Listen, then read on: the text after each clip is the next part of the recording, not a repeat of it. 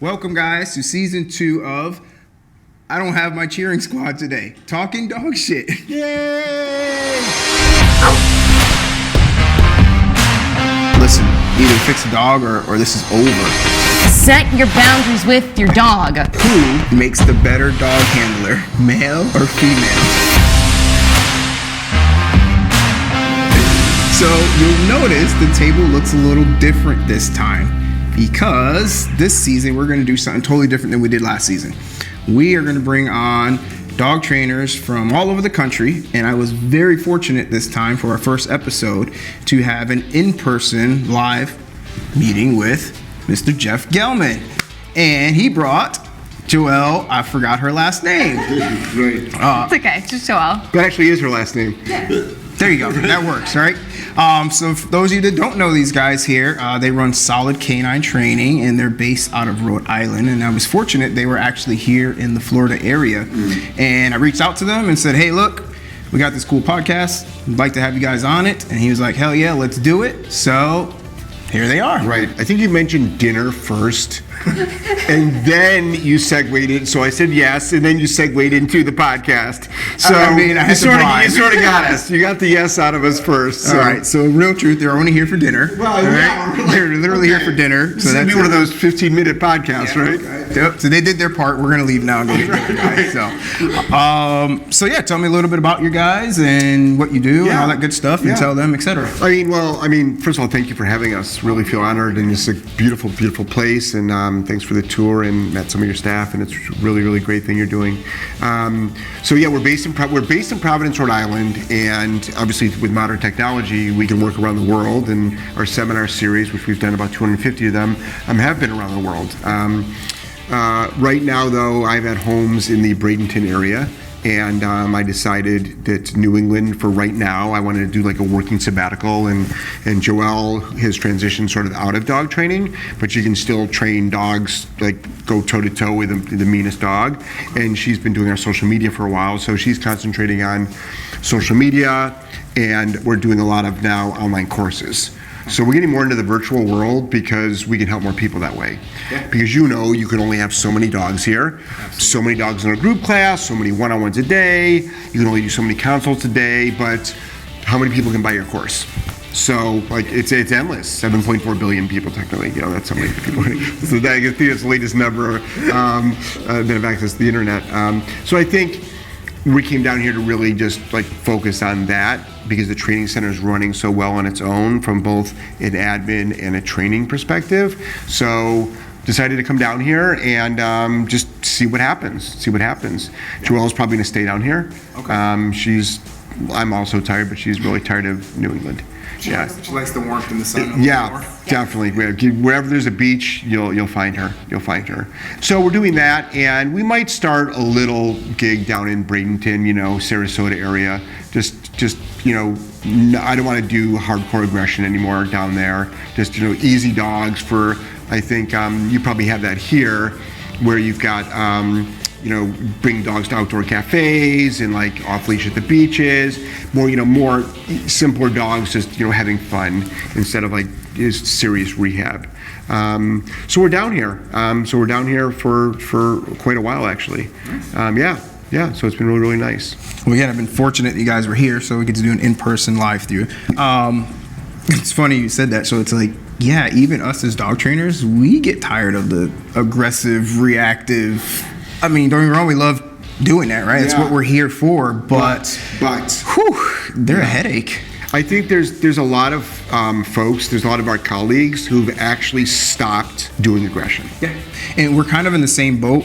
This year specifically, we kind of transitioned to being very selective and no more of the if it's furry and it has a heartbeat, it can come through the door. The hell with that. And now it's listen, why didn't you take care of this 5 years ago? Now you want me to fix this? Yeah. No, it's enough. Take it somewhere else. So I think when you're dodging bites all day long, there's a lot of employee burnout. And then also, unfortunately, you've got there. If a dog trainer was really honest, it's you do have a higher rate of failure.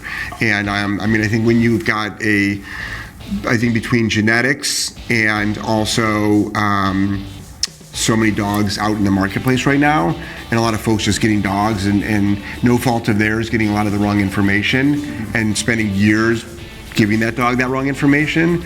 You've got a lot of built-in issues with their dogs that have been reinforced. So it can be challenging. It can be really, really challenging. Some dogs, though, you never know. They can turn around really, really quick. Yeah. But you've got a lot of dogs that are they've got some well-established, really dangerous behaviors.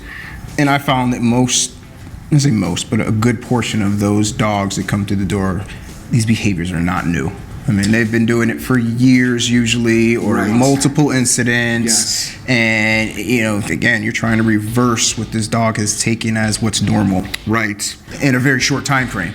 And on top of that, you have not just the dog's behaviors, but you have the owner's behaviors. They're used to allowing certain things to happen, and possibly they might not be ready to make the changes that are needed. And that's when the burnout, I think, gets higher, because you can get the dog to a certain place, but then when it goes home, who's following through? Right. And what's that going to look like? Right. So I think when you're working with those hardcore dogs, we pre-screen our clients so well. We turn away a lot of people. We turn away a lot of people because there is so much that goes into the success of that dog for the long term. Mm-hmm. Yeah, and we don't turn them away because of the dog. So we don't actually do assessments of dogs, which is unusual in this industry. And we actually, because I've been doing this for 20 years, 10,000 dogs. I learned old school. I actually learned old school yank and crank from a guy from Europe, and so I was able to handle pretty hard dogs. And I've actually toned down a little bit, but I'm still glad I still have that old school in my back pocket. Absolutely. Because when you work with these harder dogs, I mean, it can be the difference between, a bite and not a bite. Absolutely. And we're working with dangerous dogs, and none of us are getting bit. Obviously, a lot of them do sometimes have to wear muzzles for the first few days, sometimes the first week. I mean, a muzzle, I wish more people were a fan of muzzles, because they can be your best friend, especially when you're a trainer, number one. But I think as an owner, when you start going down the process of, what we like to give a good example is someone will say, oh, their kid is really, really respectful, and their kid's really, really great, and yada, yada, yada. And my first question always is, how many chores do they do? Oh, they don't do chores. They get straight A's, they have sports, they have this. I said, do me a favor, give them 6 chores to do this week, and let's talk next week. Interesting concept. Now all of a sudden, they're like, I can't believe my kid yelled at me and actually swore at me and stomped up the stairs and for taking out the trash. Wow. It's because you've never given your child that something to do. Responsibility. That it didn't want to do. So that's the same thing with dogs. Yeah. It's well, my dog's great. I'm but your dog doesn't do anything. So, and when he does it down, I'm a 3-hour down while you're having dinner at one of these wonderful outdoor cafes by the water. Oh no, we can never do that. I'm well, that's dog training. Yeah. Dog training is not down, there's your reward, and then pop up and then bark at the front window, right? It's like right now we can have 3 dogs behind us. Oh, absolutely. And this whole show, whether it's 20 minutes or 3 hours, should be able to hold, and at least in our world, should be able to hold that. I'm sure it's like that when you do real dog training. Yeah. And I like to say that because there's a little bit of a difference. Or the best is when we do these outings, like you said, there's multiple areas in the area. Right. We use a lot of the breweries. We have a lot of relationship with the breweries here, and people are I didn't even know there was a dog here. Right. Which is that's how it should be. That's the concept. Yeah. That's the concept. They didn't know you had a dog here this whole time. Yep. He's been here for the last 2 hours. Yep. And it's so I've got a Mal, and I don't use him in any videos at all because he'll look too good. And unfortunately, a lot of the dogs that we get in are never going to look like that Mal. And so I think if I made a bunch of videos with my Mal, people would be like, oh, so my nervous, fearful, shut down dog, well-practiced biter, afraid to walk up steps, afraid to go on, slippery floors, is going to be just like that. It's your dog will never be like that, no matter who trains it. So I think it's almost it's a little bit of a sleight of hand disservice, but I think this industry is changing because I'm obviously well known for being the correction guy. It's but my podcast is solving people's behavioral issues, and my seminar series is problem solving seminar. And I always tell people, especially when the seminar series is they may have seminars on everything, They got agility seminars, they've got scent work seminars, they've got, all kinds of stuff. So it's like when you come and every single dog wants to bite you, it's like, what do you think the seminar is going to be about? And when you call into the podcast and you ask, how do I stop, how do I stop, how do I stop, how do I stop? Well, what do you think my answer is going to be? So it's like nobody's asking us on our podcast how to do a good downstay. I'm like, grab your treat pouch, grab your clicker, or use a verbal marker, and get ready for lots of reps, and let's go. But nobody's asking that. But that's what we have on our video series, So that's what we have on the video series. So I think that's where, people look at us, I know, as the people that just correct dogs, and I'm like, well, in social media world, that's what everyone asks us for. And unfortunately, nobody's also talking about it because of the pushback. Yeah, exactly. Because, we get a ton of pushback, and I'm not going to bend. It's like, because that's the missing link out there. Like, nobody talks about it. And it has to be talked about it. Nobody's giving up dogs because they don't do basic obedience. They're giving up dogs for the reason why they probably come here. Yeah. And if you don't stop it, as much as you love your dog, you keep biting my kid, or biting, strangers that walk by, it puts you in a really, really rough spot. So. Yeah, we do assessments on dogs here, and I'd love to hear more about that maybe off camera. But I'll tell you right now. But it's like there's no secrets.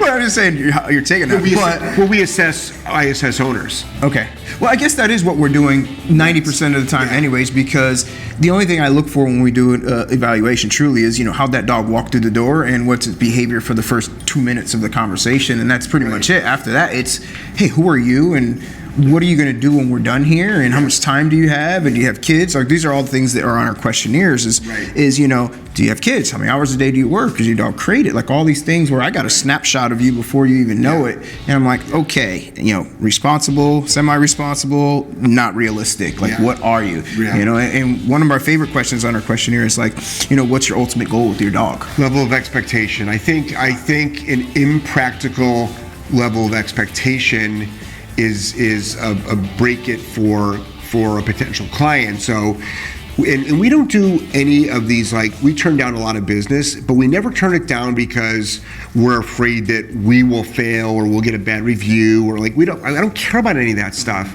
It's because you're spending a lot of money, but you're not going to do what it's going to take to make this dog successful. It'll be successful with us, but it can't live with us. Yes. They're not our dogs. Correct.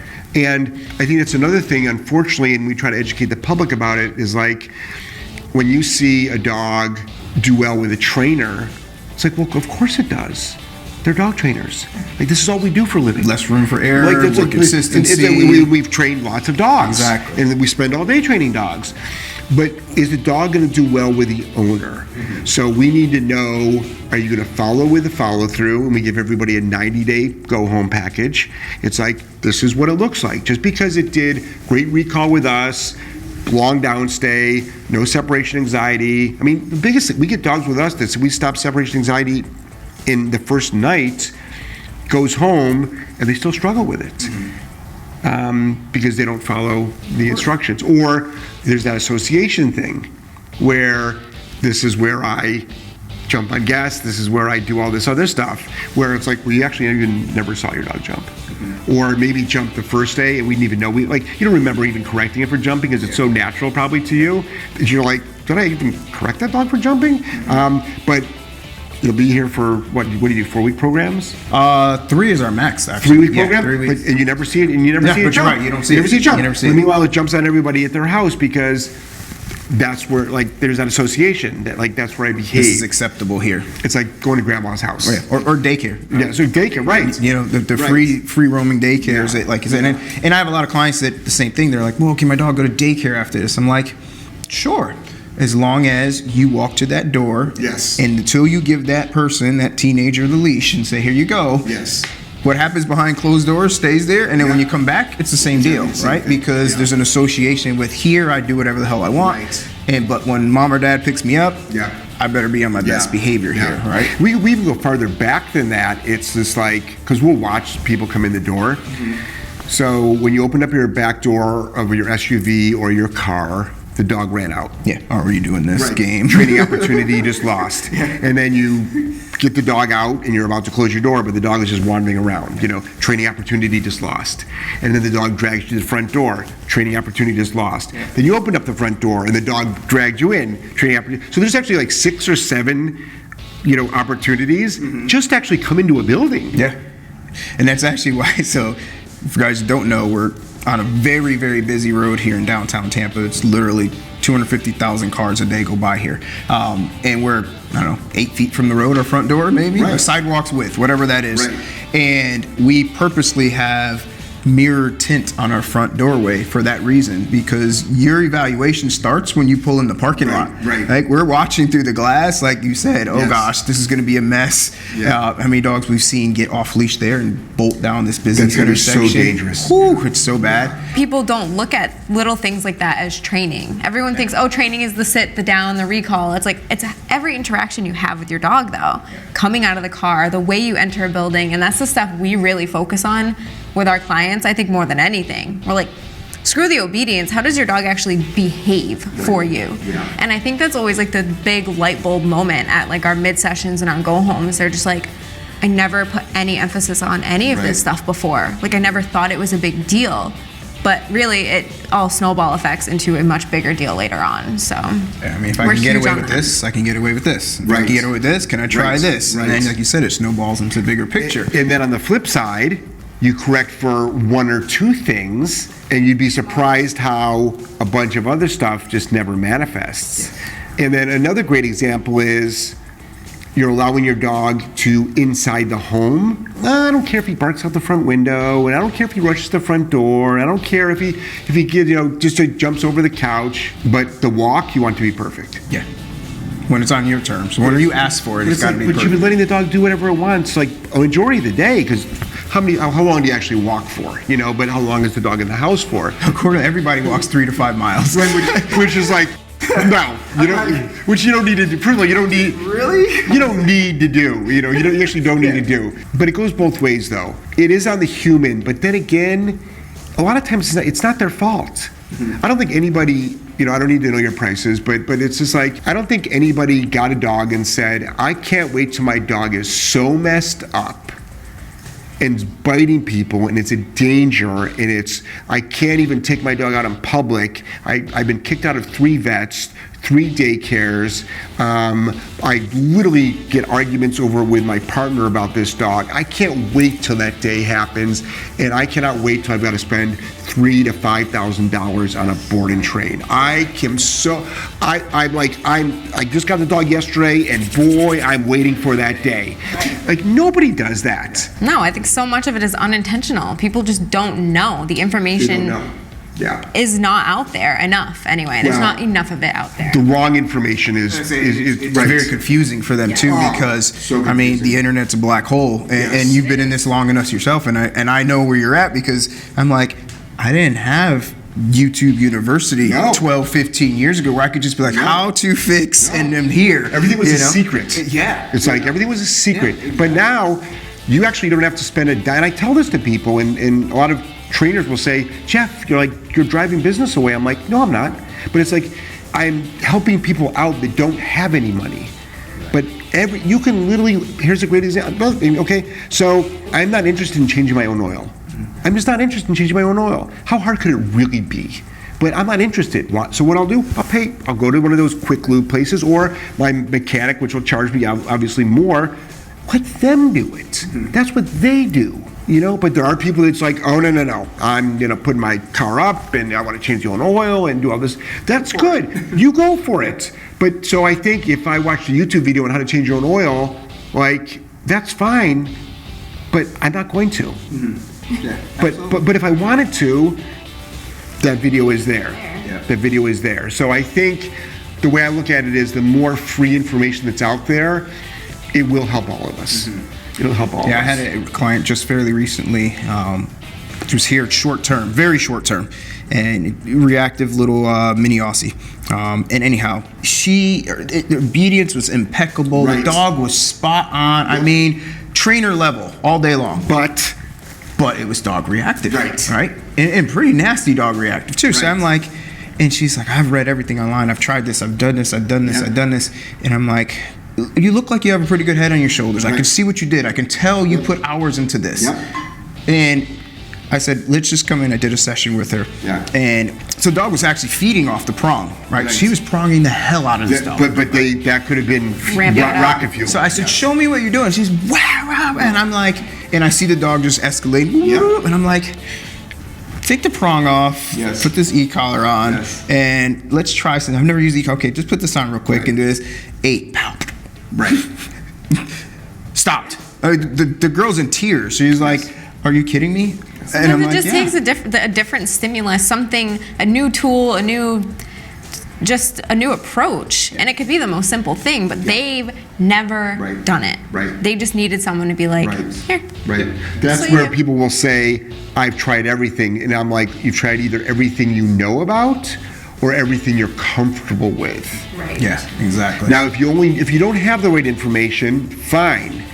But if you have some information out there, but you don't do it because you personally are uncomfortable with it, how about if that was the answer? Like literally, how about that was the answer and you don't have to struggle anymore, but since you're uncomfortable with it, but that's what your dog needs. And I think it's important, and we just did a show, ironically, on how obedience and behavior are not really connected, but we don't get into, yes and no, but it's like, just like you just described, this dog has got great obedience. Flashy, spot on, amazing. Let's talk about its behavior. And when I talk about behavior, leash reactivity. We had a dog that came in, 30 commands. 30. It wasn't a service dog, but it could open up the fridge stuff, and get about. It can do a lot of stuff. Guess what it did know? Don't bite humans. So, who cares about its obedience? So it's like, let's talk about the dog's behavior.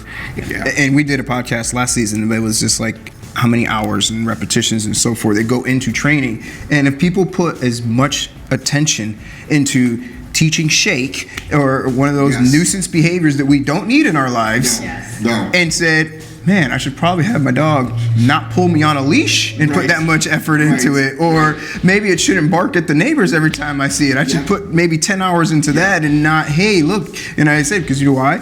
When people come over and family and friends come over, hey, look at all the tricks my It's a dog party can trick. do. It's not like obedience. It's just Nobody tricks. wants to see the dog sitting in the corner quiet because it's sad and it's depressed now and like it's fearful and all this stuff. Yeah. No, that's Yeah. and I'm sure you get this often too. Is like, is my dog's personality going to change? We get that's one of the questions, especially on a board and train. Oh, of course. This, board and train is like, is my dog going to change? And I'm like, well, if your dog rushes the front door right now, barks its head off, and then jumps on everybody, and if we stop all that, and when the doorbell rings, your dog just goes, oh, doorbell's ringing. When somebody walks in, they're like, yep, there's Uncle Joe. Yep, we just changed your dog's. If you consider that changing your dog's personality, then yes, your dog's personality is going to change. Joelle was big on, before she came down here, she was obviously always doing social media, but then before she came down here, I was only doing social media and all the film editing. She did a lot of the excursions. Mm-hmm. She loved being off property. She's into physical fitness, so she loved doing all her, like walking and then going off property. So she was at Home Depot Every day. multiple times a day.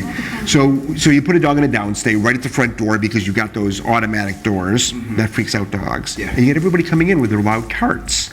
So 2 things people would say is, what's wrong with your dog? And my dog could never do that. And it's like, I think it's unusual to see a dog in a down command, a stationary command, and not care about anything going on when there's a lot going on. People assume there's something wrong with the dog. They don't think it's well trained. Yeah. Or it's working out of fear. Right. Or, Right. There's things like that. Right. Like, yeah. And on the flip side, I swim my dogs in the ocean down here twice a day, but in New England, Joelle lived on a lake, and we would swim them in the lake. And I remember one day pulling up to the lake and opening up the back of my SUV, and the dogs just ran out, and there was 3 or 4 people like out by the shore, and they just ran right past them and ignored them. And people were like, "Wow, what well-behaved dogs!" I'm like, is that because they didn't jump? The bar has been set so low. Is that because they didn't jump on you or bark at you or it's just like, no, but they just don't care about you. Like, why would they? I'm the guy with the ball, number one. But it's just interesting how the bar over the years has been really, really, really, really lowered. Yeah. And a lot of people think it's the U.S. and as someone that's traveled the world doing seminars, it's like, no, it's everywhere. Mm-hmm. It's everywhere. So I think that it's important that we raise the bar.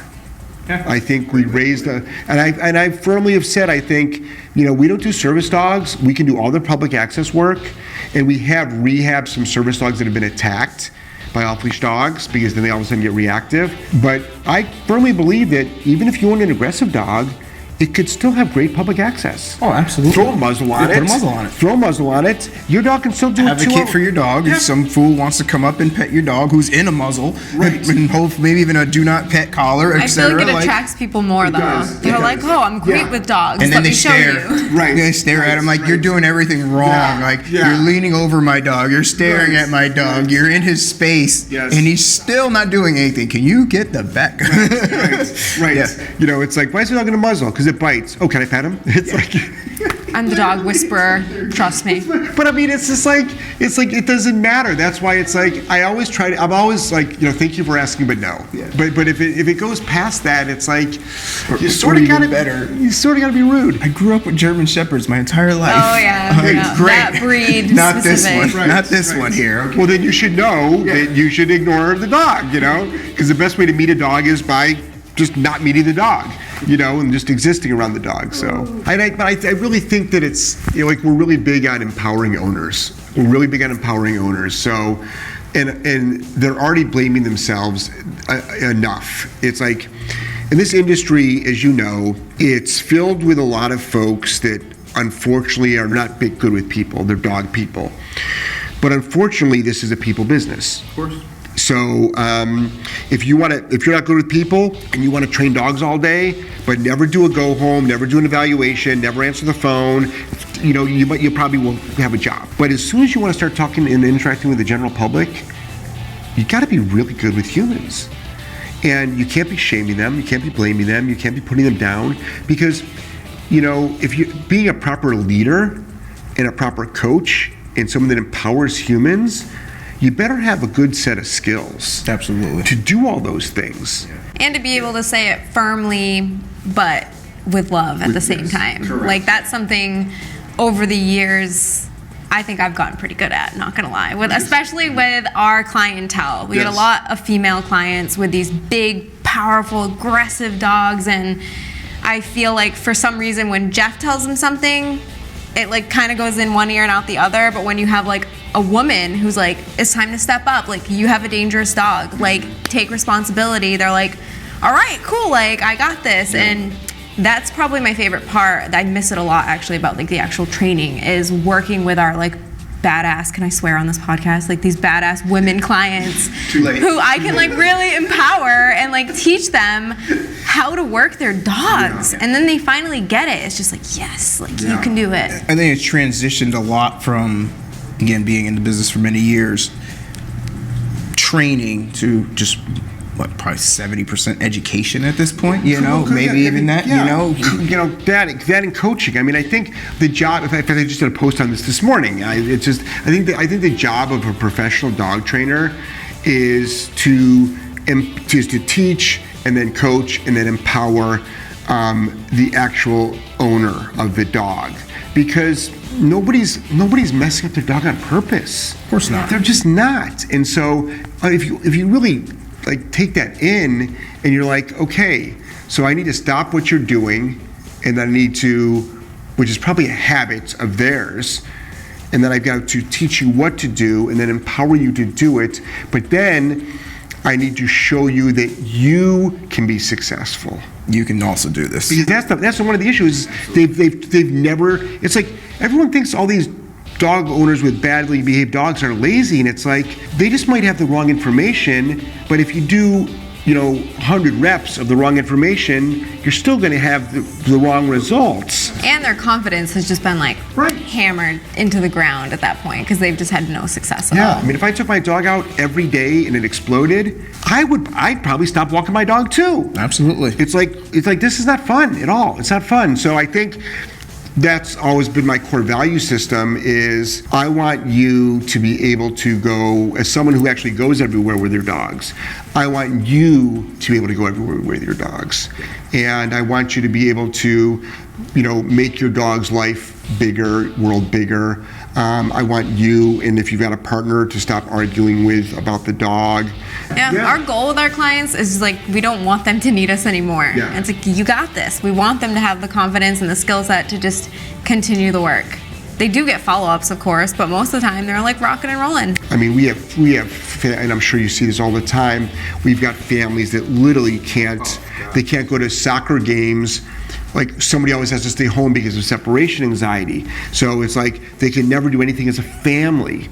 And you've got couples who are like arguing about the dog's behavior, and it's just like, it's so nice to be able to give them back their life again. It's so nice to be able to bring families' lives back together again. And I remember we got this one video, we get a lot of New York City business, and they've never been able to have friends of their kids' friends at the house, and they've never been able to have guests at their house. So literally nobody ever came into their home other than their 2 children and the 2 adults. And I remember the first video after the go home was the dog laying down on a place cot, and their 2 kids had 2 other kids, and they were yelling and screaming, playing video games 10 feet away, maybe less than that, from this dog just lying there. And it wasn't on alert. It's like it looked bored. Yeah. It was most people would interpret it as sad, right? It's like the dog looks so sad. It's like you realize they've never been able to do this before. Yeah, absolutely. Even if it was sad, it's like the owners are thrilled, but it's not sad. And it's so like such a simple concept. Just having people over. But like think about how many people are living like that currently. Like you literally can't have guests over your house. We did a whole podcast last season, the same thing, like the consequences of allowing these behaviors. And you don't think about, a lot of us say, oh, okay, well, the physical, dog will bite somebody. Okay, that's obvious. But like people are like trapped in their homes. Yes. Families are breaking up. It doesn't have to be spouses. It could be between children and parents, just because it's the kid's dog. Or how many, especially here, we get a lot of, college kids that they get a dog and they're like, I'm getting ready to get thrown out of my dorm or get thrown out of my apartment because the dog won't shut the hell up. And I'm like, here's the real world consequences of this behavior you guys are allowing. Every landlord should just get into the bark collar business. They literally should just buy them by the gross and literally just sell them because they'll make a fortune. Well, that was my background before dog training. I was a property manager for like these big communities like down here, and I can't tell you how many people I would have to call up, and like I hated doing it. It's like, if you don't get your dog to be quiet, I'm gonna have to like put those papers on your door tomorrow. Like it was bad. But luckily, people were open to bark collars back then. Right. Nowadays, it's not so common. Yeah. It's so I think that it's so important that as a dog trainer that works with humans in the family pet dog industry, they realize what their true goal is and their true job. And I like to say, dog training, it's a given. Like, it's a given. Of course you have to train the dog. Of course you have to rehab the dog. But it's the human part that unfortunately is not being put enough emphasis on. And that's what really needs to be, I think, worked on all over. And people will always ask, do you watch dog training videos? It's like, I don't know everything about dog training at all. Not even close. And I stay in my lane. I do family pet dogs. But I do a lot of studying on humans because that's my business. That's the business. I learned 2 things from him in the conversation we had 10 minutes before this video here. So I mean, just say like you don't know everything, right? You never will know everything. No. And to say that, you're just an idiot to try to say that. Right, but I learned 2 new techniques just from them. Like, okay, well, I'll try that today. It's something new on the dog. But the bonker, by the way, is the best. It's the best bad behavior stopper there is. Bonker. Just to let you know. Yes, if you don't know what a bonker is. Just to let you know. Just look up my name. You'll find plenty of love and hate. Yeah, it's like a lot of Love hate. and hate. Which is funny because the sensationalism, you know what I mean? That's what should get shared. But it's like if people actually knew the love, they'd be blown away. Yeah, they'd be blown away. There's a lot of silent lovers out there. In our reel, I was like, should we do Jeff being the bonker guy? And I'm like, nah, he's dancing now. We're doing that. Hey, trust me.